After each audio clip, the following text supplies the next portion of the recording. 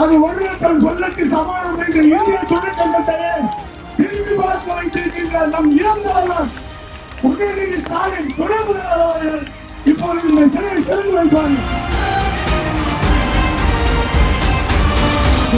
நம்முடைய தலைவர் தளபதியினுடைய ஆட்சி தொடர்ந்து அவருக்கு வலுவூட்டுகிற வகையிலே இன்றைக்கு பெருந்தலாக கூடியிருக்கிற உங்கள் அனைவருக்கும் எனது வணக்கத்தை தெரிவித்து நம்முடைய இளைஞரணி செயலாளர் துணை முதலமைச்சர் அவர்கள் உரையாற்றுமாறு அன்போடு அழைக்கிறேன்.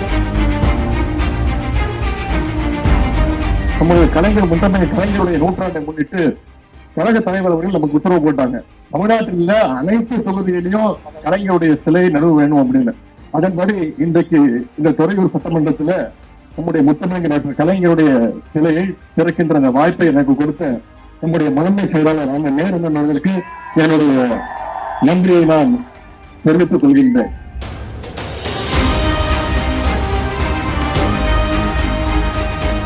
இன்னைக்கு கலைஞருடைய சிலையை தமிழ்நாடு முழுக்க திறக்கிறோம்.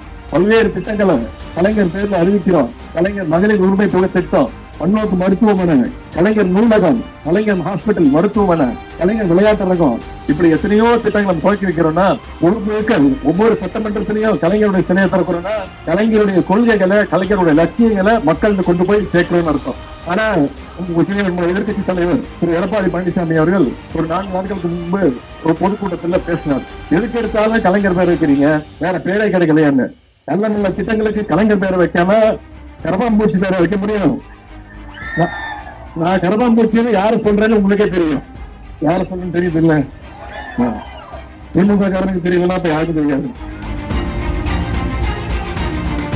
நம்முடைய தலைவர் அவர்கள் ஏற்கனவே சொல்லியிருக்காங்க, வர 2026 சட்டமன்ற தேர்தல் இன்னும் சரியா பாத்தீங்கன்னா 15 மாதங்கள் 16 மாதங்கள் தான் இருக்கு நம்ம கையில.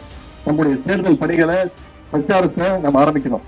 2026 மீண்டும் ஆட்சி அமைக்க போது திராவிட முன்னேற்ற கழகம் தான் மீண்டும் முதலமைச்சர் நம்முடைய தலைவர் அவர்கள் தான் என்ற அந்த உறுதிமொழியை இன்னைக்கு கலைஞருடைய சிலை முன்பு, அண்ணாவுடைய சிலை முன்பு நாம் அத்தனை பேரும் உறுதி எடுத்துக்கொண்டு தேர்தல் பணிகளை இன்றிலிருந்தே ஆரம்பிங்க அப்படின்னு கூறிக்கொண்டு வாய்ப்புக்கு நன்றி கூறி விடைபெறுகின்றேன். நன்றி, வணக்கம்.